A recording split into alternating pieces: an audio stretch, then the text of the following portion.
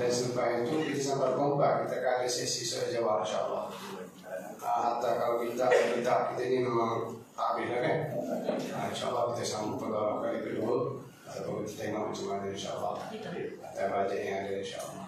Jadi saya mengharapkan kepada tuan-tuan supaya mengambil kesempatan pada hari ini, mengambil kesempatan maknanya tumpuan kita lah kan.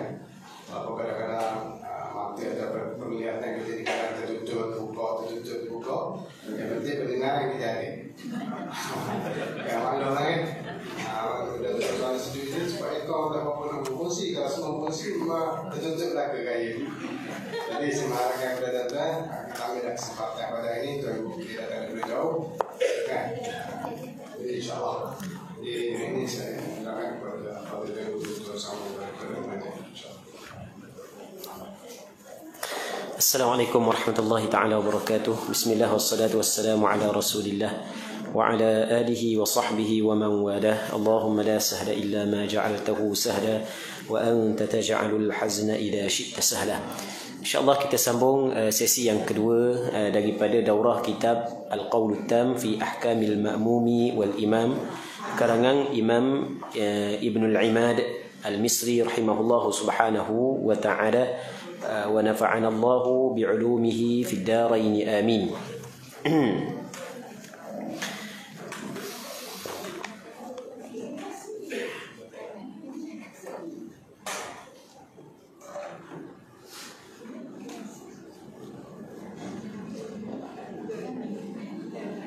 Baik. Jadi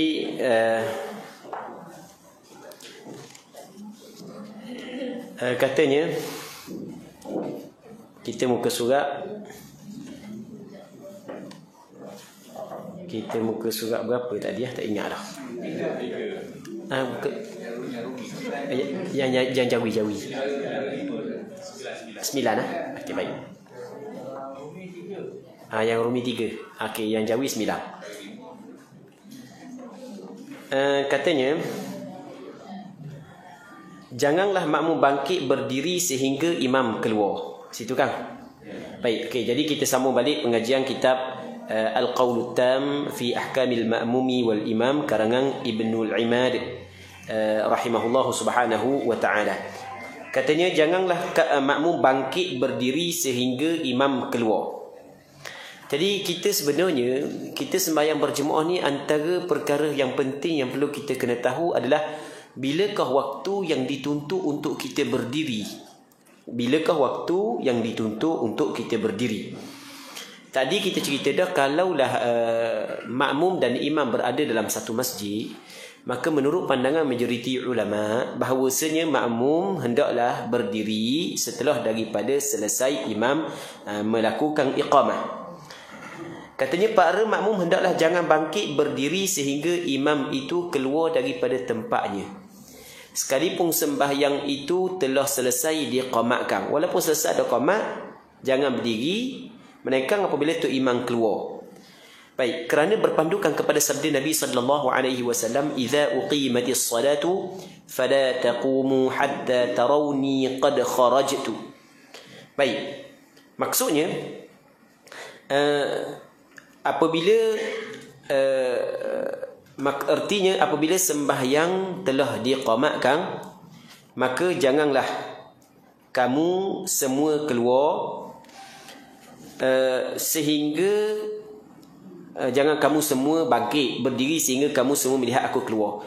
Di hadis idza uqimatis salat fala taqumu hatta tarawni qad kharajtu, hadis ini dikeluarkan oleh Imam Muslim. Hadis ini dikeluarkan oleh Imam Muslim di dalam kitab sahihnya. Baik. Jadi apabila sembahyang telah diqamatkan, maka janganlah kamu semua bangkit berdiri sehingga kamu sampai melihat aku keluar. Jadi tadi kita cerita dah, kalau tu imam duduk dalam masjid sekali dengan ahli jemaah, maka makmum afdal dia berdiri setelah daripada selesai qamat. Adapun kalau tu imam dak keluar lagi, maka jangan kita berdiri sehingga kita melihat imam telah keluar. Dan dinaqalkan pada syarah Al-Muhadzab. Syarah Muhadzab maksudnya adalah satu kitab yang dikarang oleh Imam Nawawi. yang dinamakan juga sebagai kitab Al-Majmu'. Dinaqalkan pada syarah Muhadzab daripada Syekh Abu Hamid Al-Ghazali. Imam Abu Hamid Al-Ghazali adalah seorang ulama besar dalam mazhab Imam Syafi'i, yang mana beliau rahimahullah subhanahu wa ta'ala adalah seorang ulama yang cukup maklumlah di tempat kita. Jadi Imam Nawawi Imam Ghazali adalah antara ulama yang maklumlah di tempat kita. Tak ada orang-orang di tempat kita banyak menggunakan kitab yang dikarang oleh Imam Al-Ghazali dalam pengajian. Baik. Jadi daripada Syekh Abu Hamid Al-Ghazali bahawasanya berkata mazhab kita dan mazhab Abu Hanifah bahawasanya hendaklah para makmum itu bangkit berdiri selepas selesainya muadzin daripada qamat.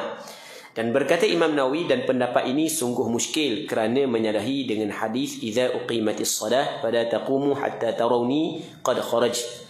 Jadi dalam kitab Syarah Muhadzab Imam Nawawi menyebut perkataan Imam Al-Ghazali, yang mana Imam Ghazali menyebut mazhab kita, yakni mazhab Syafi'i dan mazhab Abu Hanifah, makmum mesti bangkit selepas selesainya muadzin daripada qamat tanpa melihat imam keluar ataupun tidak.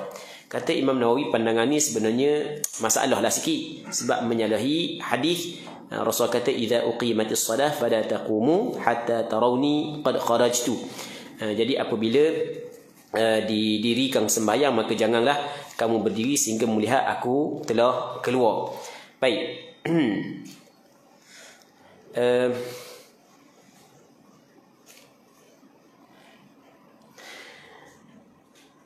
Katanya lagi, yang keenam, makruh sembahyang sunat atau sujud tilawah selepas qamat atau hampir qamat. Tadi tengah qamat, hak ni kalau lepas daripada qamat pun hukum dia makruh juga, ataupun dekat dengan qamat hukum dia makruh. Apabila sembahyang telah diqamatkan, maka janganlah para makmum berbimbang ataupun asyik dengan mengerjakan sembahyang sunat atau sujud tilawah.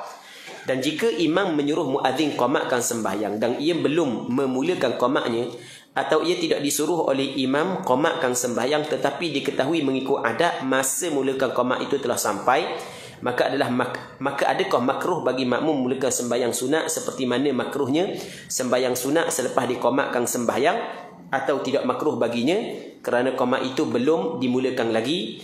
Mengikut kaul yang mu'tamad, kaul yang dipegang yang dalam mazhab Imam Syafi'i, bahawa perbuatan tersebut makruh hukumnya, kerana barang yang hampir kepada sesuatu perkara diberikan hukum perkara itu, kerana qamat boleh berlaku semasa ia sedang dalam sembahyang sunat, dan demikian boleh menyebabkan luputnya takbiratul ihram dengan imam. Okey.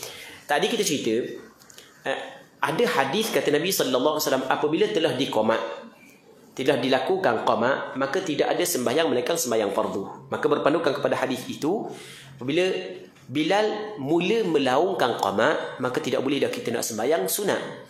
Tidak boleh dah kita nak melakukan sembahyang tahiyatul masjid, sama juga dengan sujud tilawah dan sembahyang sunat-sunat yang lain. Apa yang dituntut kepada kita adalah menunggu bersama dengan imam sembahyang fardu. Okey, selesai di situ. Yang pertama. Yang keduanya, kita ada masalah yang kedua. Setelah daripada qamat, saat ni kita cerita tengah qamat.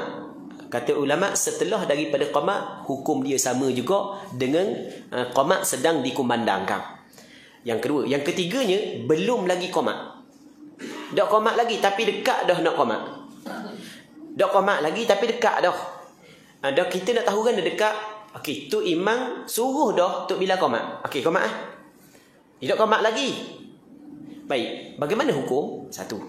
Ataupun tu imam dah suruh tu bila qamat tapi mengikut adat. Sebagai contoh di tempat kita apabila 10 minit lepas daripada azan, orang pun qamat. Jadi kita tengok tek bunyi dah tapi dah qamat lagi, dekat nak qamat dah. Adakah makruh juga sembahyang sunat ataupun tidak?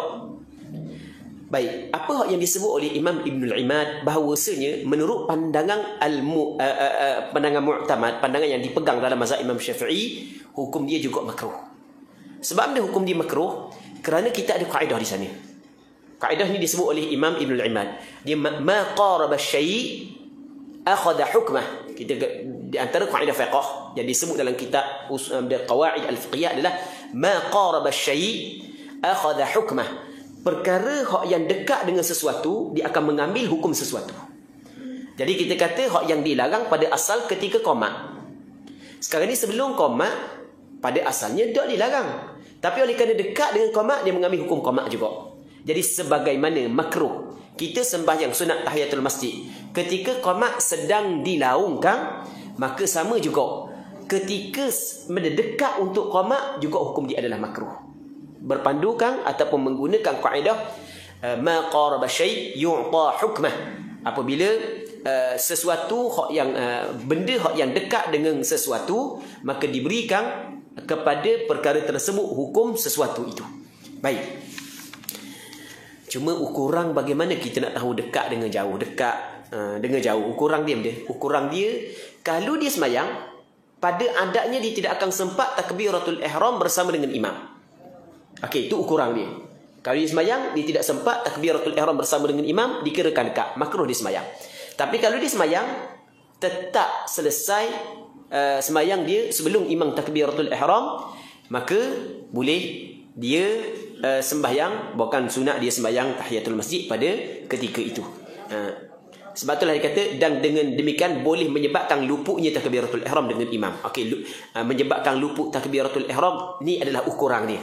Jadi kita kata dekat dengan qomat dah. Kalau aku semayang ni, dan lagi takbiratul ihram dengan imam. Okey, ketika tu sunat kita semayang. Kita semayang tahiyatul masjid. Okey, itu yang pertama. Yang keduanya, dekat dah dengan takbiratul ihram. Kalau aku semayang, tak sempat dah takbiratul ihram bersama dengan imam, maka ketika tu makruh kita sembahyang. Itu yang apa yang ingin disampaikan oleh Syekh Imam Ibn al-Imad rahimahullahu ta'ala. Yang ketujuh, sunat imam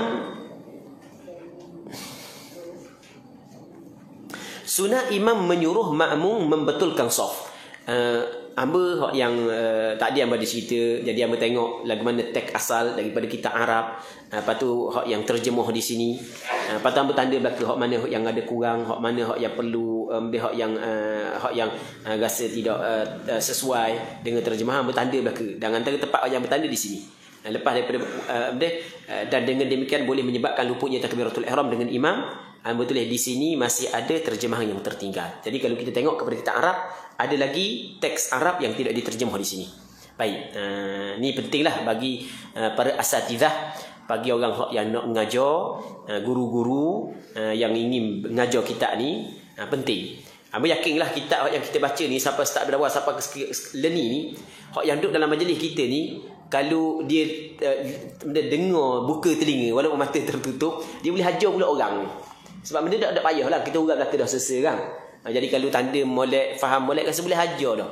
Jadi lepas daripada ni, kalau tak ada ustaz naik jeputang tu, boleh buka kitab ni je. Kalau ustaz tak ada naik, ustaz jeputang pergi masjid kan, pakai buka kitab ni je. Sebab mudah je kan. Jadi kita urap belaka dah selesai. Baik. Jadi katanya lagi yang ketujuh, sunat imam menyuruh makmum membetulkan saf. Kita membetulkan saf adalah perkara yang dituntut kepada para makmum. Sebab saf ni adalah perbuatan makmum. Membetulkan saf adalah perbuatan makmum. Dituntut kepada makmum membetulkan saf. Satu. Hak ni nak bincang dia, imam walaupun bukan saf imam, saf makmum, tapi tetap sunat imam suruh makmum betul saf. Sebagaimana hak yang dilakukan oleh Rasulullah. Katanya disunatkan bagi imam. Sunat bagi imam bahawa menyuruh ia para makmum dengan membetul saf sebelum ia bertakbiratul ihram. Betulkan saf, rapatkan saf, hak yang kita buat. Maka jika para makmum tidak membetulkan juga saf mereka, imam kata betulkan saf, makmum tak tahu je. Benda imam buat, ambil tukar atas mimbar. Maka hendaklah imam itu berjalan di antara saf-saf untuk membetulkannya. Hak tu hak sunat tu. Tapi hak ni bukan semua imam boleh buat kalau imam lama, imam saat ni ketua kampung, imam tu orang dengar, dia boleh buat sungguh lah. Hak lain kampung tu anak buah dia belaka, dia buat sungguh lah, boleh buat sungguh. Jadi kalau dak betul juga, tengok dah warna tu betul sah tu, buat senyap agak tu imam masuk celah sah, pergi betul. Dan benda ni sebenarnya dibuat oleh Rasulullah sebenarnya. Ni hak yang Rasulullah buat. Rasul membetulkan saf para sahabat sebagaimana membetulkan batang lembing. Bagaimana nak betul batang lembing? Begitu Rasul betul. Kita kalau nak lembing ni, kalau kita nak tepat, mesti kena betul batang dia. Risik, orang Terengganu kata risik. Orang sini tak tahulah. Fahamkan risik kan? Risik we betul. Begitulah Rasulullah membetulkan saf para sahabat sebelum daripada sembahyang. Baik. Jadi hendaklah imam itu berjalan ni sunat di antara saf-saf untuk membetulkan. Kemudian barulah bertakbiratul ihram. Demikianlah diperbuat oleh Rasulullah sallallahu alaihi wasallam. Sebagai contoh dalam hadis yang diriwayat oleh Imam Abu Daud daripada Bara' bin Azib radhiyallahu taala anhu, katanya kana Rasulullah sallallahu alaihi wasallam yukhallilu as-saff min nahiyatin ila nahiyatin. Rasulullah membetulkan saf daripada satu sudut kepada satu sudut, masuk sudut ni, masuk sudut ni. Lepas tu katanya yamsahu sudurana wa manakibana. Rasulullah tu sudurana ni dada kami. Nampak hak yang depan tolak ke belakang. Wa manakibana ni bahu-bahu kami. Lepas tu wayaqul, lepas tu kata Rasul, la takhtalifu fatakhtalifa qulubukum. Mu jangan berselisih. Jangan berselisih, jangan tak sama. Menyebabkan hati kamu akan berselisih, akan baloh kat ni. Sebab itulah antara penawar untuk mendamaikan ahli qaryah adalah kita bertusaf dalam sembahyang berjemaah. Ni hak yang disebut oleh Nabi sallallahu alaihi wasallam. Dan kalau tak bertusaf, antara bala hak yang Allah Subhanahu wa taala kenakan, penyakit yang Allah taala kenakan, dok ngang. Dok ngang, tok siok dok ngang dengan tok imam dok ngang, tok dega tok bila dok ngang dengan ketua kampung. Dok ngang belaka. Kadang-kadang sikit aja silap tukar lipas sikitnya baloh dok sekarang. Baik. Jadi antara cara rawatan dia hak yang diajar adalah oleh Rasulullah adalah kita bertusaf. Baik. Katanya seterusnya katanya tidak sunat membaca bismillah ketika hendak takbiratul ihram. Kadang-kadang orang kita sebelum takbiratul ihram macam-macam ayat dia baca kan. Baik. Di sini Imam Ibn Imad nak cerita bismillah tidak disunatkan ketika kita nak takbiratul ihram kerana tidak dituntut sebenarnya. Benda itu tidak dilakukan oleh Rasulullah. Bismillahirrahmanirrahim. Allah tidak dituntut begitu. Itu maksud dia tidak sunat membaca bismillah ketika hendak takbiratul ihram. Berkata Syekh Al-Qamuli. Syekh Al-Qamuli adalah seorang ulama besar dalam mazhab Imam Syafi'i. Nama dia adalah Ahmad bin Muhammad. Wafat pada tahun 727 Hijrah. 727 Hijrah. Di dalam kitab Al-Jawahir. Kitab Al-Jawahir dipanggil Jawahirul Bahr atau panggil kitab Al-Jawahirul Bahriyah. Orang panggil yang mana kitab Al-Jawahirul Bahriyah dia ni adalah kitab dia mensyarahkan kitab Wasit karangan Imam Ghazali. Baik. Dalam kitab Al-Jawahir, Imam Al-Qamuli menyebut apabila seseorang hendak bertakbiratul ihram maka tidaklah disunatkan membaca bismillah. Seperti mana tidak disunatkan bagi seseorang itu membacanya ketika hendak ia berihram dengan haji. Dengan umrah kita nak berihram kan? Kita nak niat nawaitul hajja wa ahramtu bihi lillahi ta'ala. Ada niat tak sunat? Bismillahirrahmanirrahim. Nawaitul hajja. Tak sunat. Tidak disunatkan. Baik. Dah kalau buat juga apakah hukum? Okey.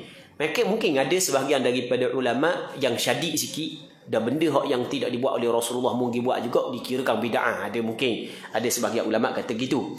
Tapi ada sebahagian daripada ulama dikata mu tengok ucapanmu tu atas dasar dia. Atas dasar untuk meminta pertolongan daripada Allah untuk kita melakukan sesuatu ibadat. Kerana di sana ada ayat zikir ataupun di sana ada lafaz zikir yang diajar oleh Rasulullah, antaranya adalah la haula wala quwata illa billahil aliyil azim. Tidak ada daya dan tidak ada upaya dalam kita meninggalkan maksiat, dalam kita melakukan ketaatan, melainkan dengan pertolongan Allah, dengan taufik daripada Allah yang maha tinggi dan yang maha besar. Baik. Jadi ketika kita baca bismillah saat itu bukanlah kita qasak kerana ia dituntut, tapi kita qasak untuk mendapat pertolongan daripada Allah dengan membaca ucapan tersebut. Sebab perkataan bismillah dengan makna dia usalli musta'inan billah. Aku sembahyang kerana aku meminta pertolongan dalam keadaan aku meminta pertolongan kepada Allah. Maka ketika itu tidak menjadi masalah atas pandangan sebahagian daripada ulama, tapi benda itu tidak dilakukan oleh Rasulullah. Jadi kalau orang tu buat baca bismillah sebelum daripada takbiratul ihram dengan niat ia adalah tuntutan daripada Rasulullah, maka itu adalah salah. Itu adalah salah. Tapi kalau dengan niat ucapan bismillah kerana di sana ada perintah daripada Rasulullah, wa idza sa'alta fas'alillah, apabila meminta maka mintalah dengan Allah Subhanahu wa taala. Dan diingat pula dia tidak mampu untuk melakukan kepaatan mereka dengan pertolongan daripada Allah. Dibaca bismillah dengan maksud aku memulakan sesuatu perkara kerana aku meminta pertolongan dengan nama Allah. Okey, begitu alasan dia maka dibolehkan. Alasan kalau begitu alasan dia maka dibolehkan. Tetapi ucapan bismillah sebelum daripada takbiratul ihram tidak dituntut. Bagi orang yang nak baca sekali pun, jangan sekali-kali menganggap bahawa ia adalah tuntutan daripada syarak, dan jangan sekali-kali menganggap bahawasanya ia adalah perbuatan yang dilakukan oleh Nabi sallallahu alaihi wasallam. Baik. Katanya apabila seseorang hendak bertakbiratul ihram maka tidaklah disunatkan membaca bismillah, seperti mana tidak disunatkan bagi seorang itu membacanya ketika hendak ia berihram dengan haji. Yang kesembilan, wajib menghadirkan 3 perkara dalam takbiratul ihram. Kita sembahyang, kita nak sembahyang ni, kita ada niat. Ulama mazhab Imam Syafi'i dia membahagikan niat kepada 3. Yang pertamanya adalah sembahyang fardu. Sembahyang fardu mesti kena cukup 3 perkara. Yang pertamanya qasa', yang keduanya kita panggil fardiyah, ta'arud kita panggil, yang ketiganya ta'yin. Mesti kena cukup 3 perkara. Qasa' ni ada keinginan yang putus untuk mengerjakan sembahyang. Aku nak sembahyang. Fardiyah fardu. Ta'yin tentukan zuhur. Jadi kalau dalam hati kita nak sembahyang fardu zuhur, aku sembahyang fardu zuhur, maka sudah mencukupi dalam niat tersebut. Bilangan rakaat 4 rakaat tidak disyaratkan. Tunai qada tidak disyaratkan.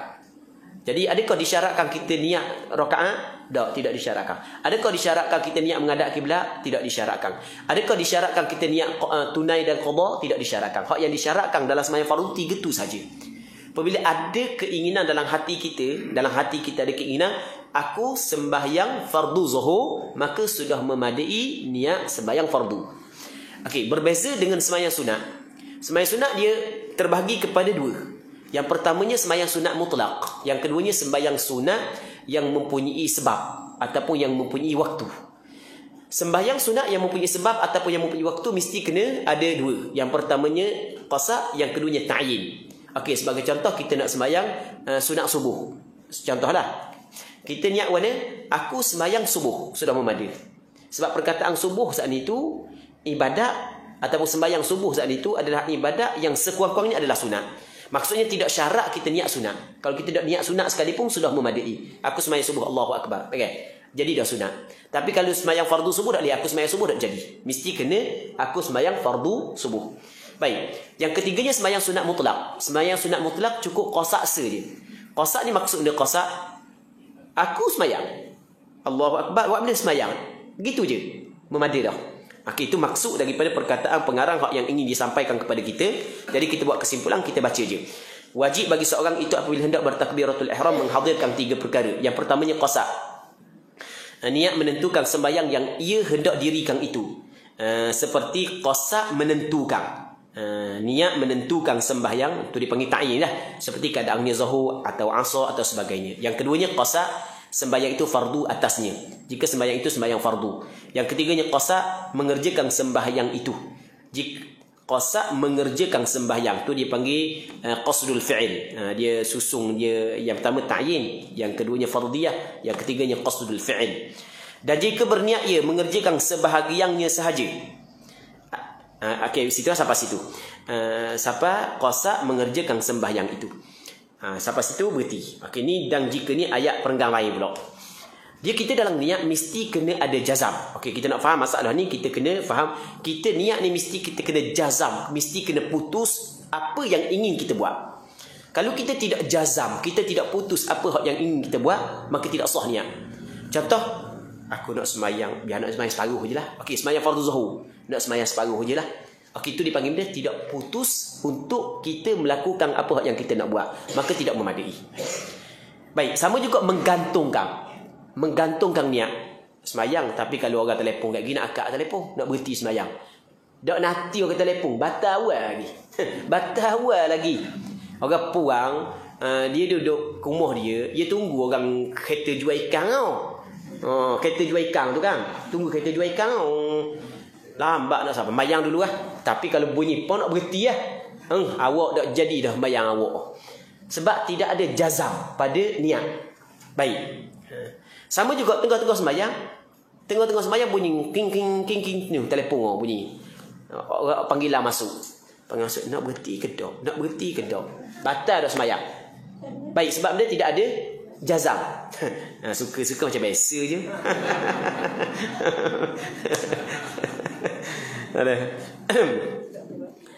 Katanya, dan jika berniat ia mengerjakan sebahagian sembahyang sahaja. Okey, sembahyang fardu zuhur 4 rakaat. Dia niat nak kerja nak buat 2 rakaat, lepas tu nak berhenti lah. Pelik orang ni. Atau mengerjakan semuanya. Okey, niat untuk mengerjakan semua sembahyang. Cuma dan berkata ia, maksud berkata dita'liqkan, digantungkan. Sekiranya Zahid masuk atau datang ia, aku akan putuskan berhentikan sembahyang aku ini, maka batal sembahyang. Dak nanti Zahid siapa? Batal tak berdawai lagi, niat kita batal dak. Kerana tidak ada jazam, kerana syarat pada niat mesti kena jazam. Baik. Dan jika pada sembahyang Jumaat, maka wajib ditambahkan atas 3 perkara itu dengan 1 perkara lagi, itu menghadirkan niat mengikut imam, maksud menjadi makmum.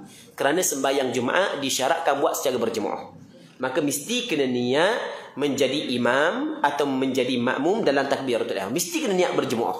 Dia pada asalnya kita sembahyang berjemaah tu imam dak wajib niat jadi imam, makmum wajib niat jadi makmum. Tapi dalam sembahyang Jumaat wajib imam berniat menjadi imam, kerana sembahyang Jumaat disyaratkan dilakukan secara berjemaah, sebagaimana hadis Nabi sallallahu alaihi wasallam dalam riwayat Imam Abu Daud, kata Rasulullah, al-jum'atu haqqun wajibun ala kulli muslimin fi jamaah. Jumaat ni adalah kewajipan ke atas setiap orang Islam lelaki, dilakukan secara berjamaah. Baik, jadi apabila syarat Jumaat dilakukan secara berjamaah, maka menjadi kewajipan kepada imam dan makmum berniat menjadi imam ataupun menjadi makmum dalam takbiratul ihram. Baik. Seterusnya yang ke-10, sunat makmum bertakbiratul ihram mengiringi takbiratul ihram imam. Maksudnya mengiringi ni selepas. Dia kita ada 3, makmum takbiratul ihram dulu. Yang kedua sama dengan tu imam. Yang ketiga lepas tu imam. Hak takbiratul ihram dulu kan ni. Tu imam waswah. Allah. Makmum panasang. Aku bahang dulu. Allahu akbar. Panasang makmum. Dia bahang dulu. Tu imam tak selesai lagi. Baik, okey, tu sebelum daripada tu imam. Hak sama dengan tu imam. Lepas tu lepas daripada tu imam. Sunat makmum bertakbiratul ihram mengiringi takbirah imam. Sunat makmum sunat makmum bertakbiratul ihram mengiringi lepas tu imam takbir, sunat dia takbir lalu. Nak cerita bab lain. Kalau kita silap faham tu, kalau kita baca dok molek tu silap faham. Dia dua perkara yang berbeza. Yang pertama sekali, makmum mesti kena bertakbiratul ihram selepas daripada takbiratul ihram imam. Okey, satu masalah. Hak yang kedua pula, untuk kita dapat fadilat takbiratul ihram bersama dengan imam, lepas daripada tu imam kat takbir, jangan main benda lain lah. Jangan duk korek hidung lagi, duk cabut bulu hidung. Tu imam akad takbir tadi dah, baru nak akad takbir. Perbuatan tersebut menyebabkan luputnya fadilat takbiratul ihram imam. Jadi perkataan sunat makmum bertakbiratul ihram mengiringi takbiratul ihram imam adalah untuk makmum tersebut mendapat fadilat takbiratul ihram bersama dengan imam. Itu maksud dia. Disunatkan bagi makmum segera bertakbiratul ihram sebaik sahaja selesai imam mengangkat takbirnya, supaya ia mendapat fadilat ni bahasa Arab, bahasa kita kelebihan takbiratul ihram. Kerana tersebut dalam hadis, barang siapa yang menghadiri takbiratul ihram 40 pagi, ditulis baginya 2 kelepasan. Yang pertamanya kelepasan daripada api neraka, yang keduanya dan kelepasan daripada sifat nifaq. Ini disebut dalam hadis. Cuma hadis ni adalah maksud daripada hadis yang dikeluarkan oleh Imam Tirmizi dalam kitab sunangnya. Cuma di dalam kitab Al-Qaulul Tam karangan Imam Ibn Imad ada sedikit berbeza lafaz yang disebut oleh Imam Tirmizi dalam kitab sunangnya. Yang mana dalam kitab Sunan Imam Tirmizi kata Nabi sallallahu alaihi wasallam, "Man shalla lillahi 40 yawman fi jama'ah." Sesiapa yang sembahyang kerana Allah. Begitu Rasul sebut.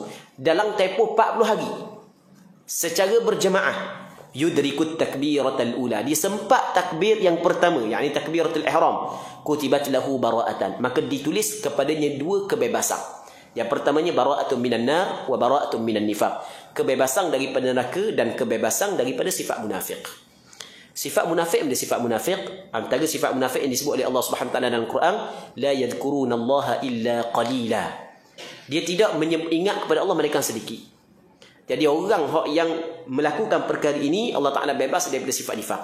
Allah Ta'ala bagi kekuatan kepada dia segala sifat orang munafik. Antara sifat orang munafik adalah wa idza qamu ila salati qamu kusala. Apabila mereka itu bangun kepada sembahyang, mereka bangun dalam keadaan penuh dengan malah. Allah mahallahnya, dah beratnya, malah kalau sembahyang. Tapi kalau shopping, demang sego.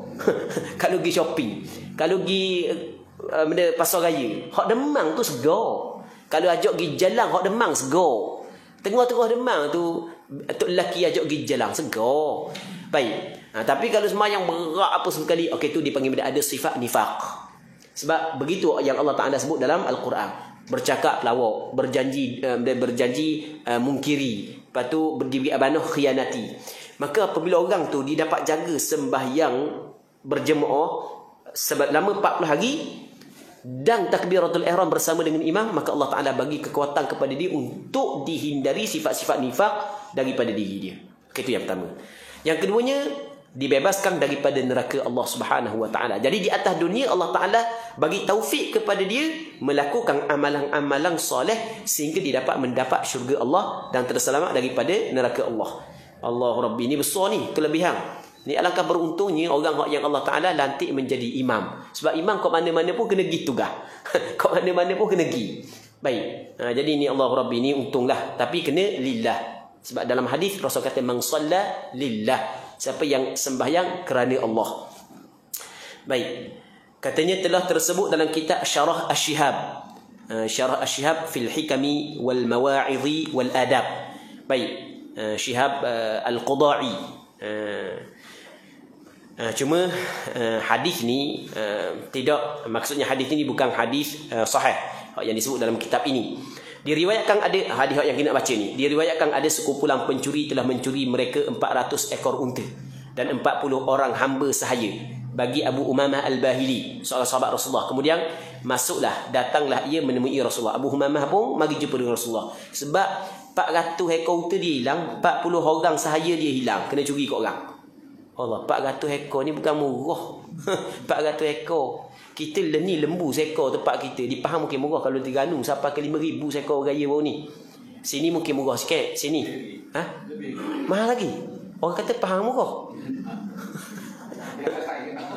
Atas saya. Oh, kita tak 5,000 lah. 5,000 kita tak. Kalau 5,000, kalau misalnya 100 ekor 500,000. Main 400 ekor per juta. Hamba pula hilang. Lepas tu pergi jumpa dengan Rasulullah.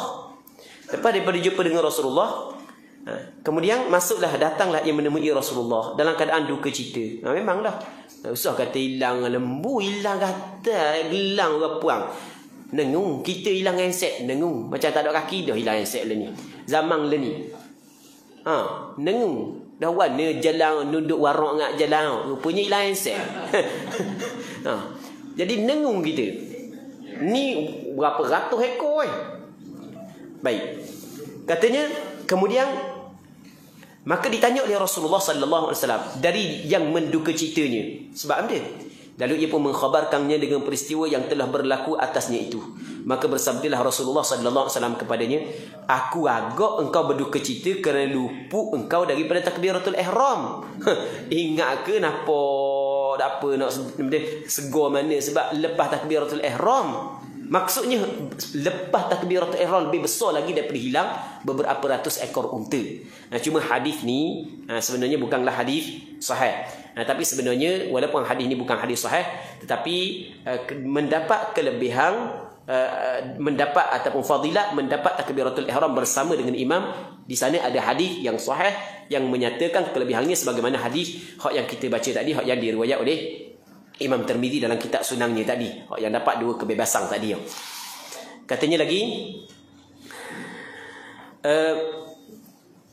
maka jawab Abu Umamah, ya Rasulullah, keluputan takbiratul ihram itu bagi saya adalah lebih keras dari kehilangan itu semuanya, yakni 400 ekor unta dan 40 orang hambanya yang dicurinya itu. Jawab kata Rasulullah, bahkan lebih keras, lebih besar daripada kehilangan unta sepenuh bumi ini.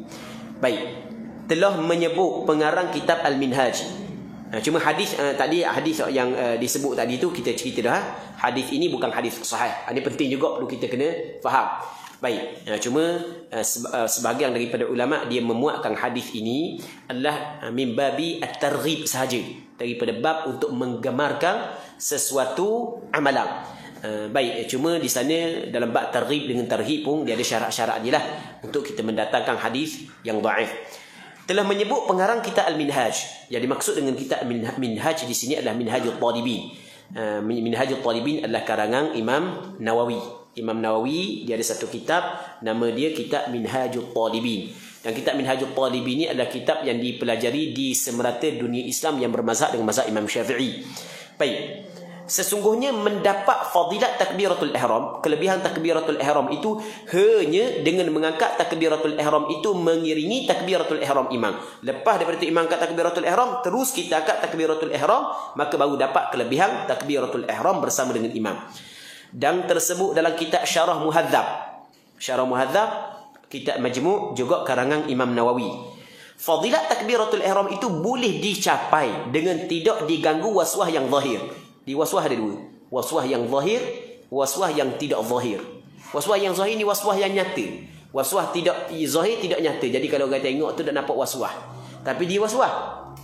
Dak nampak waswah tapi dia waswah. 2 kali akad takbir. Okey, waswah tapi dak nampak mana. Tapi kalau 10 kali, hak tu memang jelas. Allah Allah dak sebetul. Tu ludah hak tu. Jadi orang waswah gitu. Nya ludah dak sekarang. Baik. Macam-macam penyakit orang waswah ni. Ada hak yang hamba cerita tu hamba pernah tengok, hak ludah-ludah tu. Pernah tengok. Allah Allah. Tu nak marah orang dia nak marah setan ke mana tak tahu. Baik. Jadi hak tu jelas, nampak jelas. Kalau Allah sekali lagi, tu tak jelas. Jadi sekarang ni benda apa yang ingin disampaikan oleh Imam Nawawi dalam Syarah Muhadzab. Jadi kadang-kadang makmum saat itu waswah. Lepas daripada tu imam akad takbiratul ihram, dia dak akad lagi takbiratul ihram kan layang waswah dia. Kadang-kadang kita waswah dengan niat. Allah, dah nampak gini niat. Allah 2-3 kali. Okey, kalau jelas maka ia meluputkan fadilat takbiratul ihram. Kalau tak jelas tak apa. Apatah lagi kalau tak ada waswah langsung. Okey, lepas daripada takbiratul ihram terus akad takbiratul ihram dapat fadilat berjemu' takbiratul ihram bersama dengan imam. Yang keduanya, lepas tu imam angkat takbiratul ihram ada waswah, tapi sikit aja tak jelas mana, masih lagi dikirakan sempat fadilat takbiratul ihram bersama dengan imam. Yang ketiganya, waswah teruk. Waswah teruk ni macam-macam, dak ceritalah macam-macam penyakit waswah. Penyakit macam-macam penyakit waswah yang dilalui oleh manusia. Maka ketika tu penyakit waswah hak yang berlaku ketika dia nak angkat takbiratul ihram jauh dengan takbiratul ihram imam, ia meluputkan fadilat takbiratul ihram bersama dengan imam. Itu maksud dia. Dan tersebut dalam kitab Syarah Muhadzab, fadilat takbiratul ihram. Fadilat ni kelebihan. Kelebihan takbiratul ihram itu boleh dicapai dengan tidak diganggu waswah yang zahir. Dan dengan ini nyatalah bahawa orang yang diganggukan dengan waswah yang zahir itu tidaklah ia mendapat fadilat takbiratul ihram. Bersalahan ni maksudnya berbeza. Jika ia diganggu dengan sedikit waswah sahaja, nescaya dapatlah ia fadilat itu. Kalau sikit, salah dah sikit aje. Allah panjang sikit. Tu waswah tu. Ada waswah tu sampai ke Allah. Sebab di kita takbiratul ihram tidak sunat kita memanjangkan. Nanti kita akan cerita. Pengarang kita kata tidak disunatkan kita memanjangkan ucapan takbir dalam takbiratul ihram. Jadi kalau Allah ada waswah tu tapi sikit aja. Sikit masih lagi sah takbir, masih lagi sah pula, masih lagi dapat fadilat takbiratul ihram bersama dengan imam. Seterusnya hukum makmum waswah pada membaca Fatihah. Pula dah. Penyakit was-was ni dok kenal orang dok kenal orang. Jangan main. Penyakit was-was dok kenal orang macam-macam. Hamba berhadapan dengan persoalan-persoalan sebahagian daripada masyarakat di tempat kita lah di Terengganu. Jadi hamba duduk di jabatan mufti sebagai ahli panel klinik hukum. Tapi bukan setiap hari hamba duduk hari Rabu je. Ada lagi ahli panel lain. Hamba salah seorang. Baik. Jadi ada masyarakat, ada sebahagian daripada masyarakat kita di macam-macam penyakit was-was. Ada was-was dalam bab mandi wajib, ada bersuah dalam bab istinja, ada berwas-was sampai ke paling teruk sampai ke was-was dalam bab akidah pun ada. Macam-macam penyakit was-was. Ni yang bercerita di atas dasar pengalaman yang kita lalui, maksudnya yang kita hadapi dengan permasalahan yang berlaku dalam masyarakat kita. Baik, yang penting was-was ni jangan ikut, jangan ajar, jangan layang was-was ni. Tapi apabila berlaku, dia ada hukum lah. Berlaku ada hukum lalu. Okey, kita tengok. Hukum makmum was-was pada membaca Fatihah. Jika makmum itu was-was dalam bacaan Fatihah dan belum sempurna membaca Fatihah, imam pun rokok, maka lazim ni maksud dia wajib ia menyalahi. Menyalahi patut diletak dalam kurungan mufaraqah. Letak gitu kan? Dalam kurungan diletak mufaraqah. Baik. Mufaraqah ni mana bercerai? Tu asal makna mufaraqah.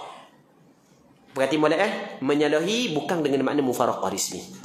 Kalau kita tengok dalam Arab, dia tidak kata mufaraqah, dia kata takhalluf. Takhalluf ni maksudnya tertinggal daripada imam. Mufaraqah ni bercerai daripada imam. Lain tau. Tu kena betul terjemahan begitu.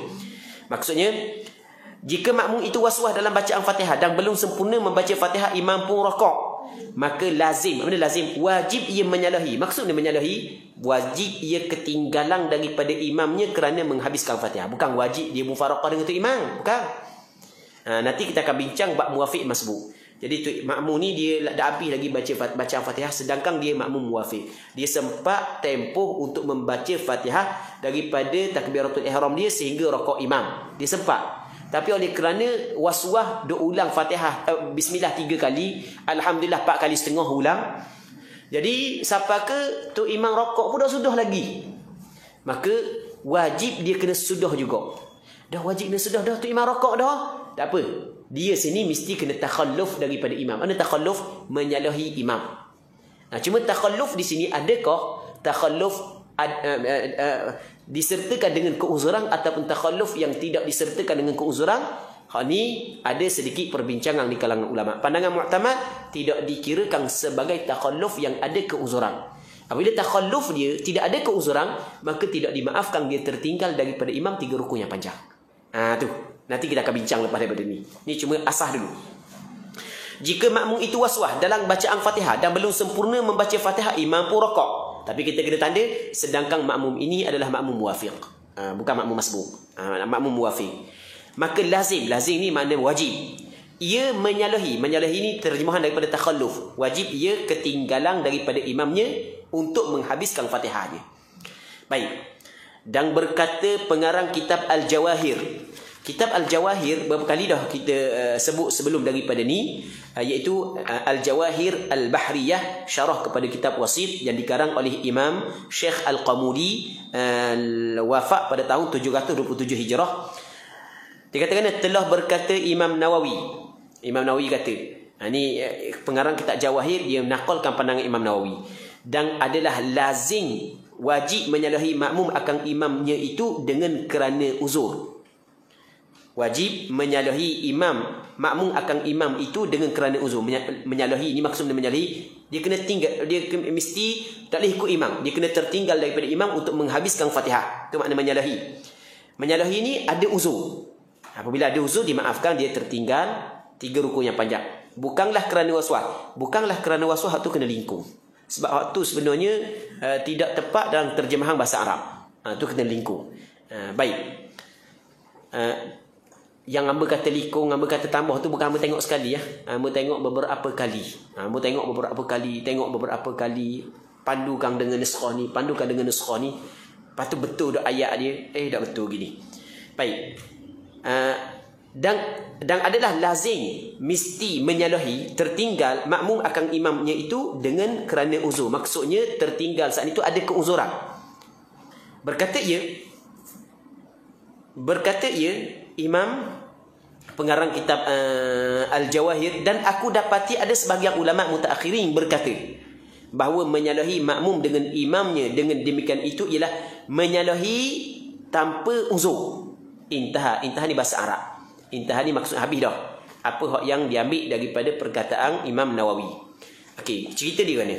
Kita hurah dulu sebab ayat ni dia payah sikit. Lepas tu kita hurah dia, lepas tu kita baca sekali lagi. Sekarang ni Imam Ibnul Imad dia kata, aku baca dalam kitab Al-Jawahirul Bahriyah karangan Imam Al-Qamuli. Imam Al-Qamuli menakalkan perkataan Imam Nawawi. Yang mana Imam Nawawi kata, orang yang dok-dang nak habis Fatihah kerana was-was, tiba-tiba tu imam dia rokok, mesti dia kena perhabiskan Fatihah. Cuma ketinggalan dia daripada imam diberi keuzuran. Okey, boleh faham kan? Maksudnya diberi keuzuran, biar tu imam tinggal sampai 3 rukun, berapa rukun sekalipun, tapi jangan lebih daripada 3 rukun yang panjang, masih lagi dimaafkan untuk dia. Okey, yang pertama. Tapi kata dia, aku tengok apa hak yang aku dapati ulama mutaakhirin berkata makmum hak yang tertinggal daripada imam untuk menghabiskan Fatihah kerana penyakit was-was saat itu, sebenarnya dia menyalahi imam, bukanlah kerana ada keuzuran, bukan tanpa ada keuzuran. Maksudnya tidak dimaafkan, dia tertinggal daripada imam dengan 3 rukun yang panjang. Baik. Jadi maksudnya mesti dia kena habiskan Fatihah sebelum daripada tu imam turun kepada sujud. Sebab antara perkara yang membatalkan sembahyang makmum adalah dia tertinggal daripada imam dengan 2 rukun fi'li. Okey, kita buat contoh begini. Makmum ni dah habis lagi Fatihah sebab was-was. Tu imam rakaat dah. Dia tetap kena habiskan Fatihah. Tak boleh rakaat bersama dengan imam. Kalau dia rakaat bersama dengan imam, jadi bermakna dia telah meninggal rukun sembahyang. Tinggal rukun sembahyang dengan sengaja, batal sembahyang dia.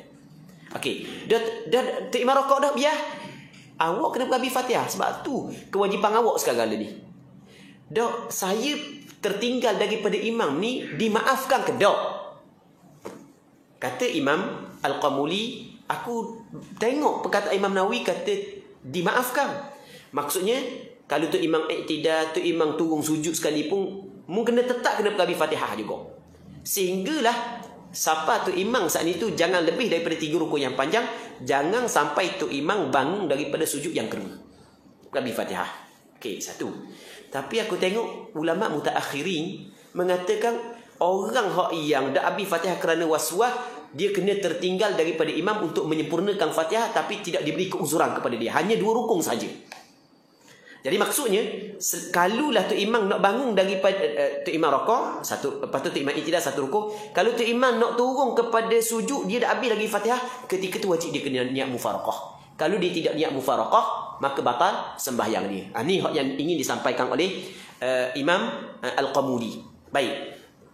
Dan berkata pengarang kitab Al-Jawahir, telah berkata Imam Nawawi, dan adalah lazim, wajib menyalahi maksudnya takhalluf, tertinggal makmum akan imamnya itu untuk membaca Fatihah adalah ada uzur.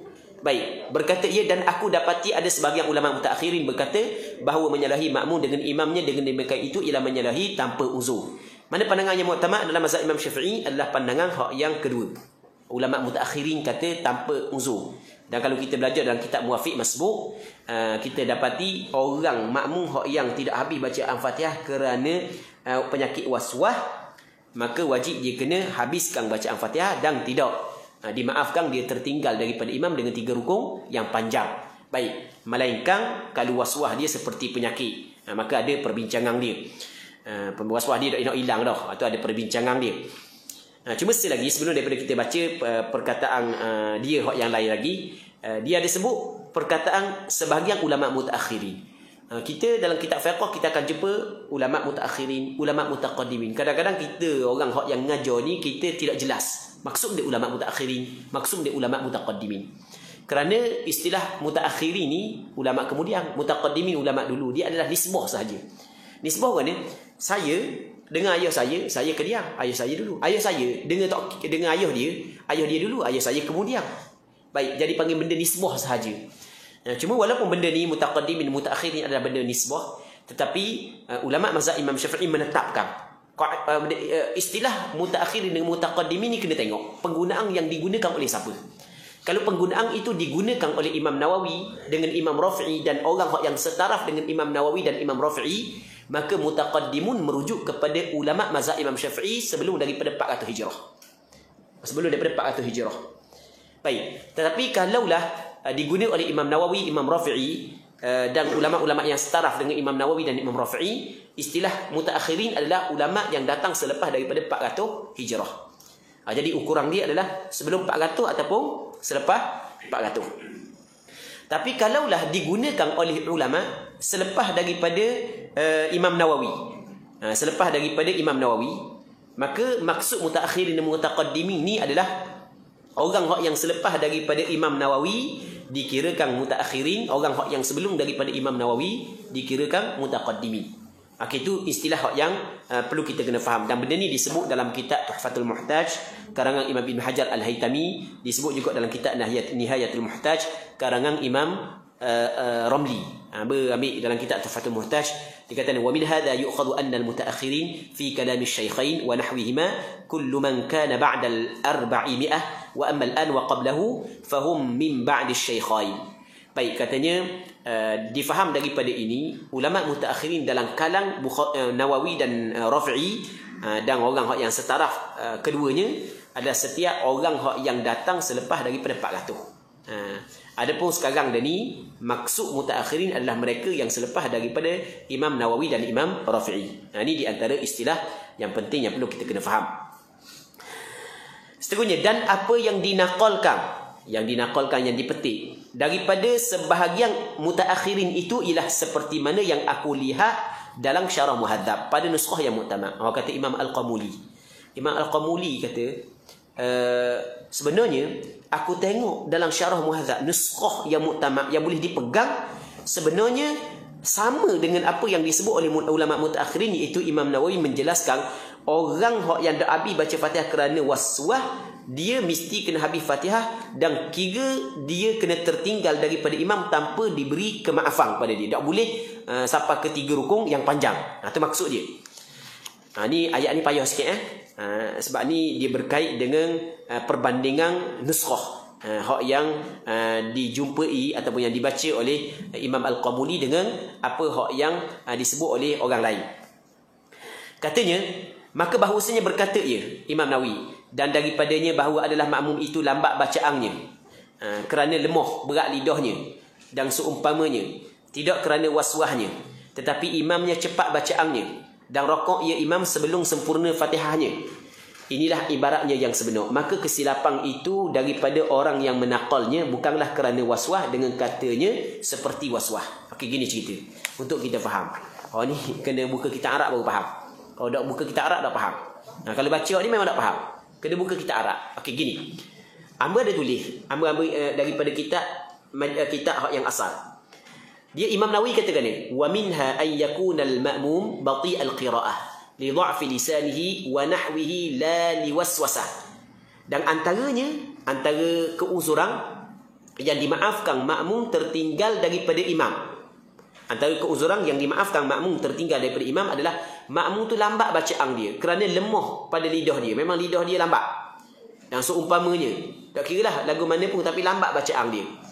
La liwaswasah, bukan kerana waswah. Bukan kerana waswah.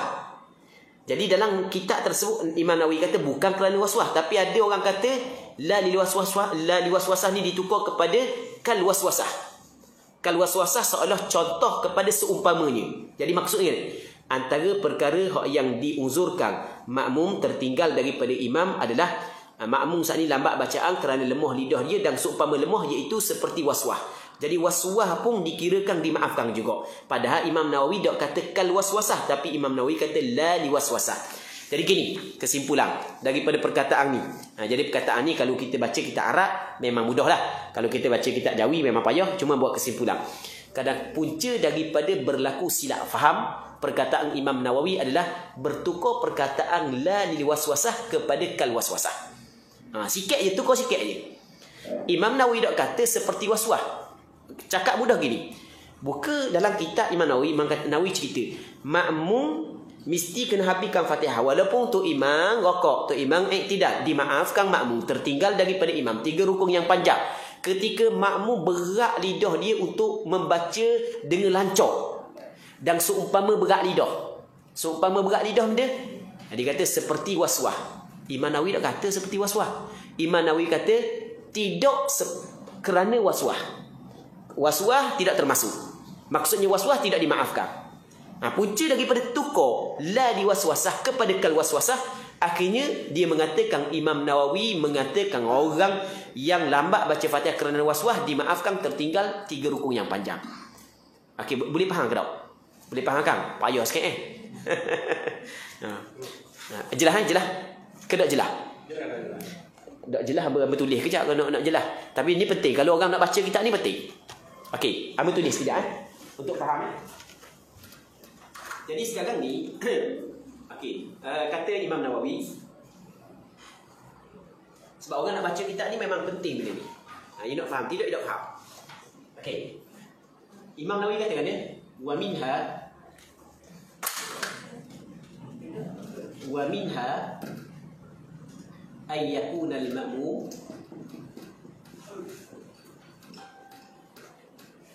bati' al-qira'ah.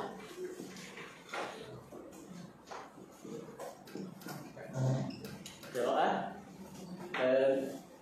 li dha'fi lisani la liwaswasah. Liwaswasah. Okey.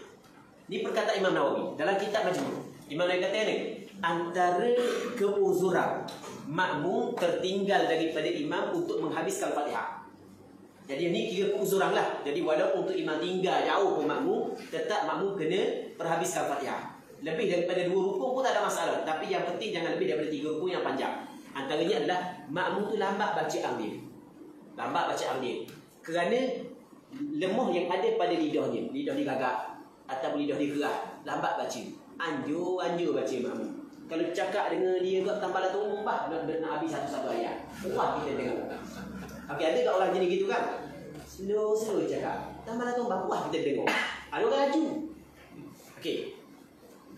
Jadi orang yang lambat bacaan kerana lidah dia lemah, maka dia termasuk dalam golongan yang dimaafkan tertinggal daripada imam 3 rukun yang panjang untuk menghabiskan Fatihah. Lepas tu Imam Nawawi kata wa nahwihi, ambil tinggal dia satu, dan seumpama lemah lidah.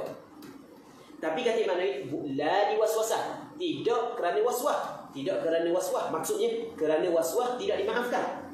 Okey, boleh faham tak? Kerana waswah tidak dimaafkan. Jadi waswah tak boleh. Waswah tetap dia kena perabi, tapi jangan lebih daripada 2 rukun. Perkataan ni la diwaswasah, tiba-tiba ada sebahagian dia tukar.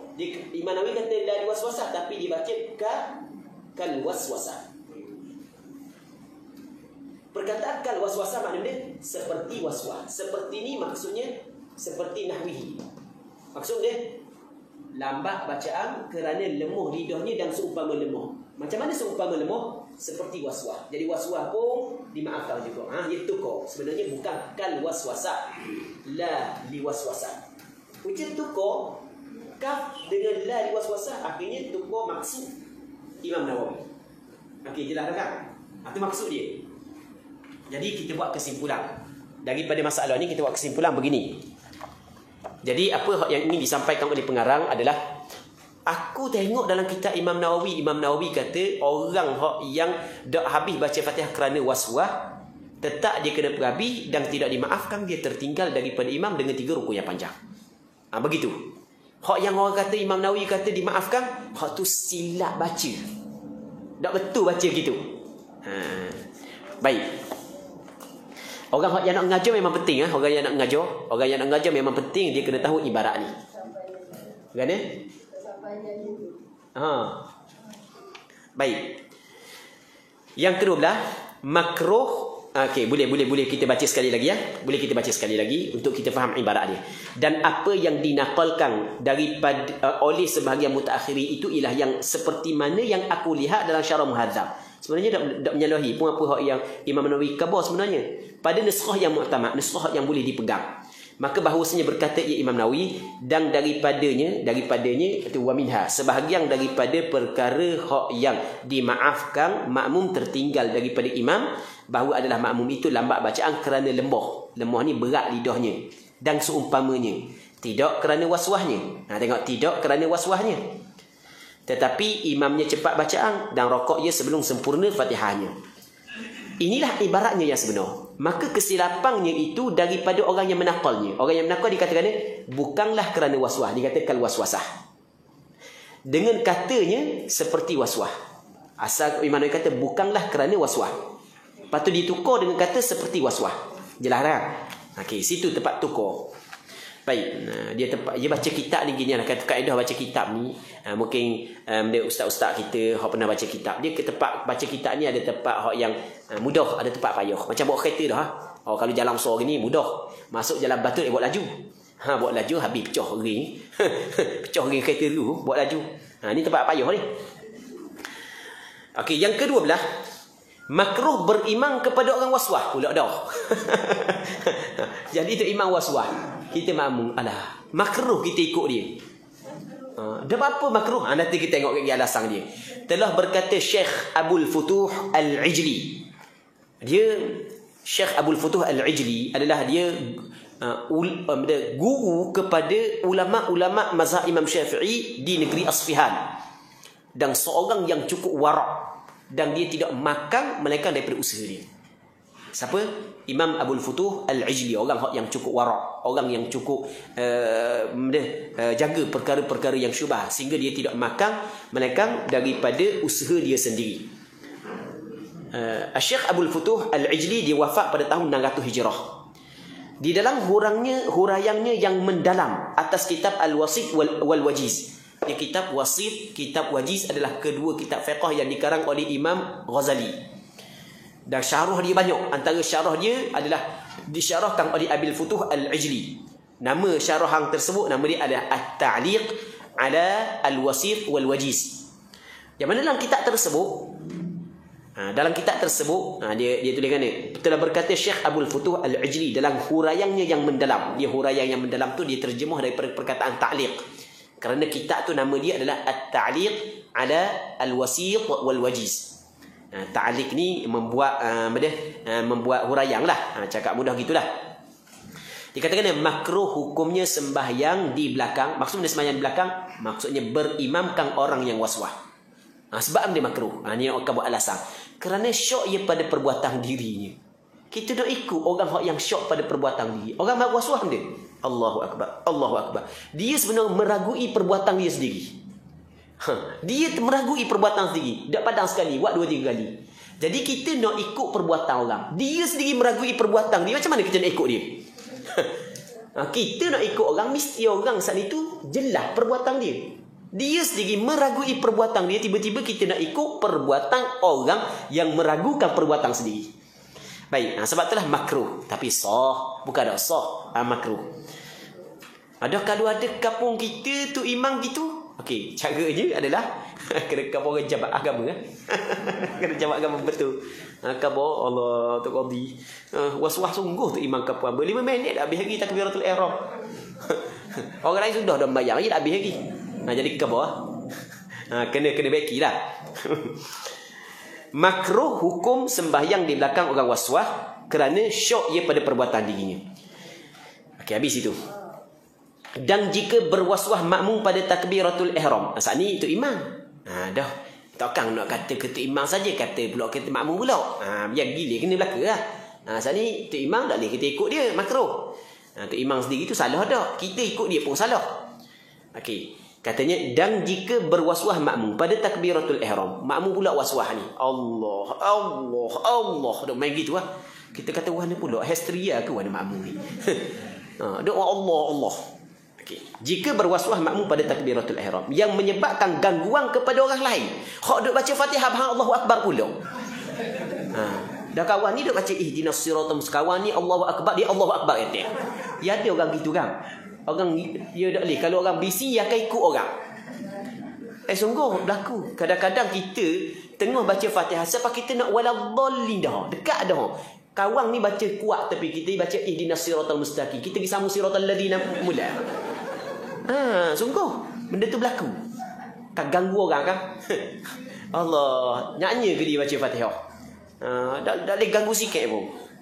Baik. Jadi kata dia, kalau berwaswas makmum pada takbiratul ihram yang menyebabkan gangguan kepada orang lain daripada makmum. Orang lain makmum hak lain itulah. Orang lain daripada para makmum. Orang lain saat itu dari kalangan para makmum lah. Maka haram hukumnya. Dia haram, tak boleh. Kita nak takbiratul ihram, hak yang wajib dengar diri kita. Kalau kuat sangat, kalau siapa ke mengganggu orang lain, hukum dia adalah haram. Kawan hak duk tepi tu dok waswas pun, tapi kerana orang waswas tepi dia, dengar dia waswas. Dak masuk niat. Okey, hak tu hukum dia adalah haram sebab mengganggu orang lain. Baik. Hukumnya seperti mana duduk ia berkata-kata berhampiran orang semayang. Sama ke orang? Orang duduk semayang tepi, dia masjid lah. Kalau tengah padang tu lain. Mak mungkin semayang tempat orang duduk buat tengah padang. Ni dalam masjid. Kawan ni nak semayang, dia duduk buat tepi kuat pula. Kuat pula. Kawan ni dia akan angkat takbir. Baik, nak semayang mari niat puasa mo. Jadi nyanyi ke dia. Tu haram buat begitu, mengganggu orang. Demikian juga haram hukumnya membaca. Membaca di sini maksudnya membaca Quran dengan jahar, bahasa Arab, dengan nyari, yang mengganggukan orang yang sembahyang di tepinya. Kawan ni semayang, kita baca Quran dalam masjid, kita baca kuat. Baca kuat tu kau taki habis orang. Sampai ke kawan tu dalam sujud punya baca Quran juga. Okey, dia ikut orang sungguh jangan main ikut orang. Allah Rabbi. Jadi hukum dia adalah haram.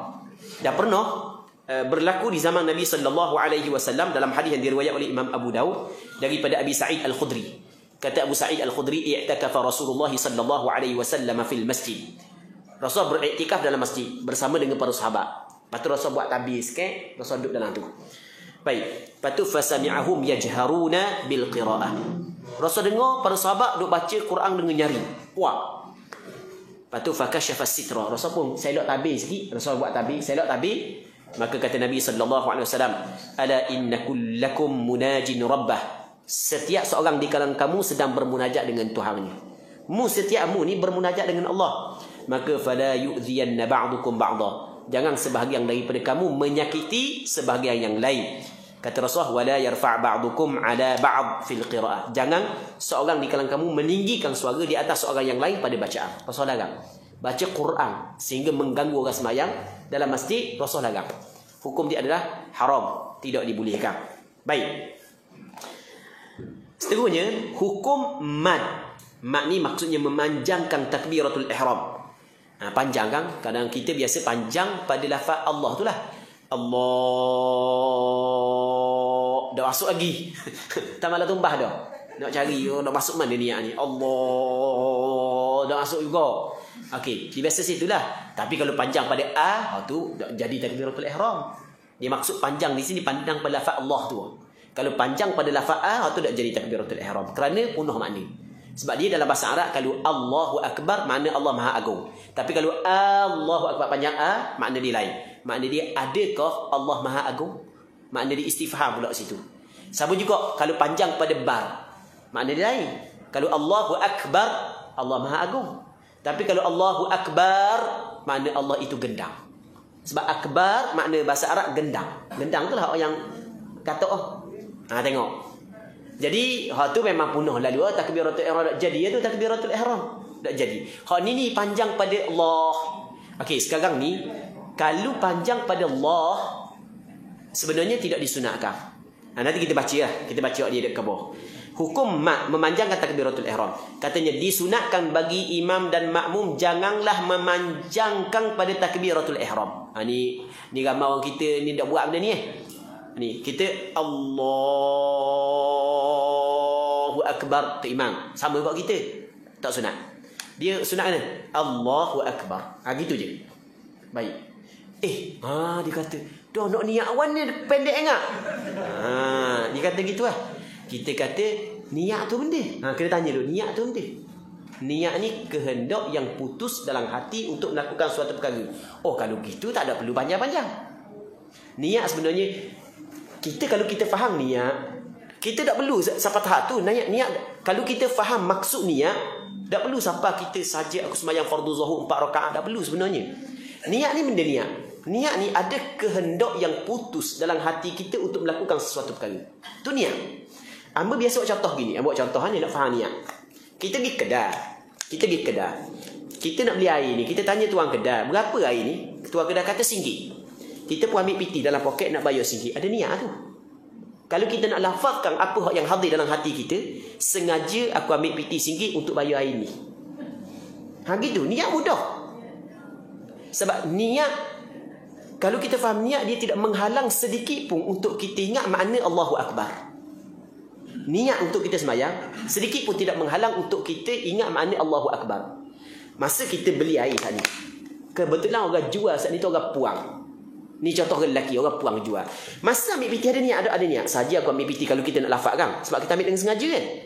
Oh lawa kau belang-belang ambil piti kau. Lawa kau orang puang ni. Tapi hidung kepek sikit. Okey, dalam belang-belang ambil piti kau. Faham tak maksud apa? Maksudnya masa Allahu Akbar kita niat nak semayang, boleh kita hadirkan makna Allahu Akbar. Dia tidak menghalang sikit pun. Niat adalah perkara yang cukup mudah sebenarnya. Kalau orang faham, setiap benda yang kita buat dengan sengaja semua ada niat. Kita nak ambil piti, nak bayar air saat itu, ada niat. Sengaja. Mengapa sengaja? Kita buat dengan sengaja. Bukan aku buat dengan lupa ni. Sengaja aku ambil piti. Kita ambil piti dengan sengaja untuk bayar air ni. Tu niat. Niat adalah benda yang cukup mudah. Bukan payah niat ni. Niat dia tidak menghalang sedikit pun untuk kita ingat makna Allahu Akbar.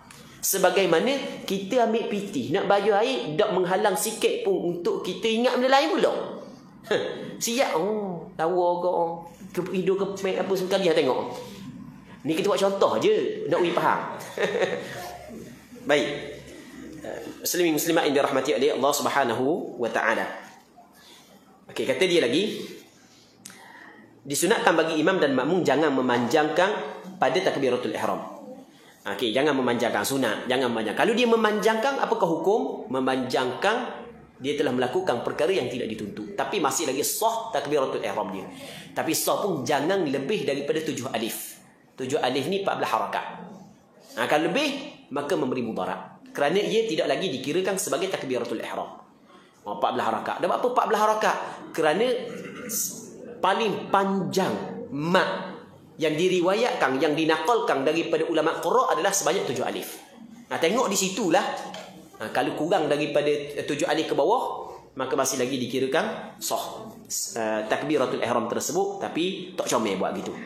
Ni dia kena banyak juga tok imam kita, tok bila kita, tok imam kita kan. Allahu Akbar.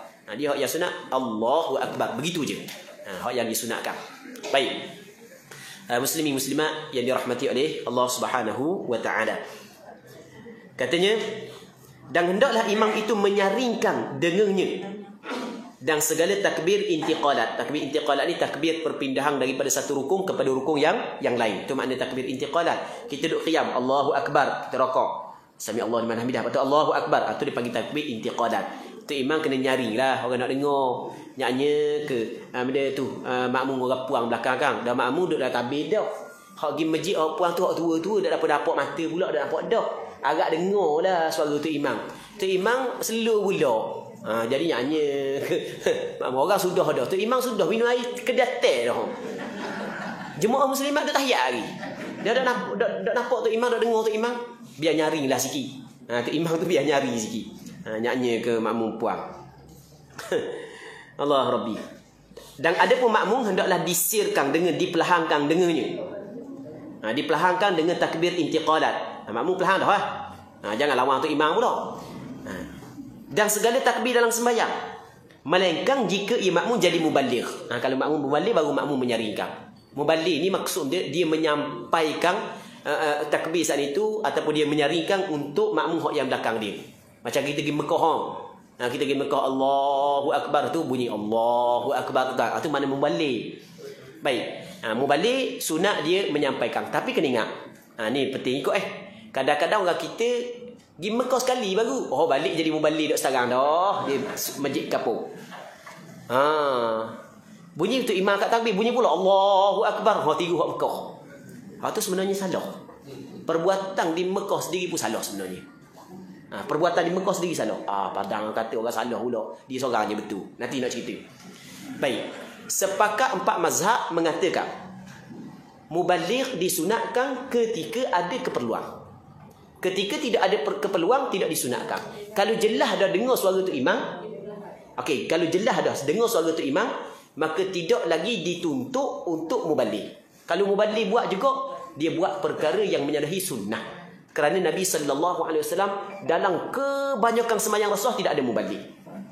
Lepas tu kata tu Mekah buat mu kata ke Mekah pula. Okey, tengok. Amu nak jawab. Mekah ni mazhab dia? Mazhab Hanafi. Okey, ulama Mekah antara ulama yang diagung siapa? Syekh Ibn Taymiyah. Okey, amu ambil pandangan Syekh Ibn Taymiyah. Sebab dia ulama diagung Ibn Taymiyah kan? Rahimahullah ta'ala. Okey, Syekh Ibn Taymiyah dalam kitab fatwa dia. Amu ada tulis. Dia kata ni amma at-tablighu khalf al-imam li ghairi hajah fa huwa bid'atun ghairu mustahabbah. Adapun menjadi mubaligh di belakang imam tanpa ada keperluan, maka ia dikirakan bid'ah yang tidak disunatkan. Bittifaqil a'immah, dengan sepakat ulama-ulama, imam-imam sepakat tanpa ada khilaf. Baik. Wa innama yajharu bitakbir al-imam kama kana Nabi sallallahu alaihi wasallam wa khulafa'uhu yaf'alun. Hak yang menyaringkan dengan takbir adalah imam, sebagaimana Rasul buat, dan pengganti Rasul Abu Bakar ketika menjadi imam, Umar ketika menjadi imam, Uthman ketika menjadi imam. Hak ni boleh tengok dalam kitab Al-Fatawa karangan Syekh Ibn Taymiyah. Baik, jadi maksudnya kalau hak Mekah tu buat salah, tiba-tiba dia ambil buat kapung, masalah sungguh. Ni ada orang buat lagu tu. Ada orang buat lagu tu.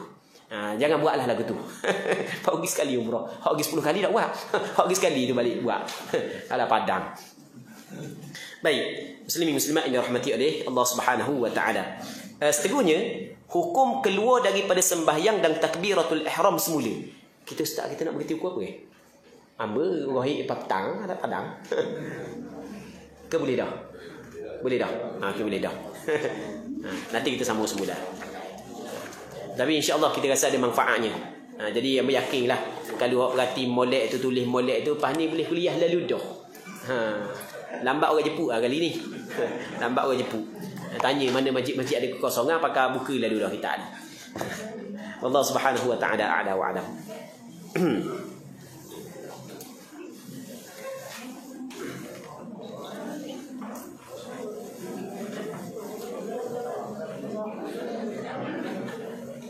Bismillahirrahmanirrahim. Assalamualaikum warahmatullahi wabarakatuh. Ke majlis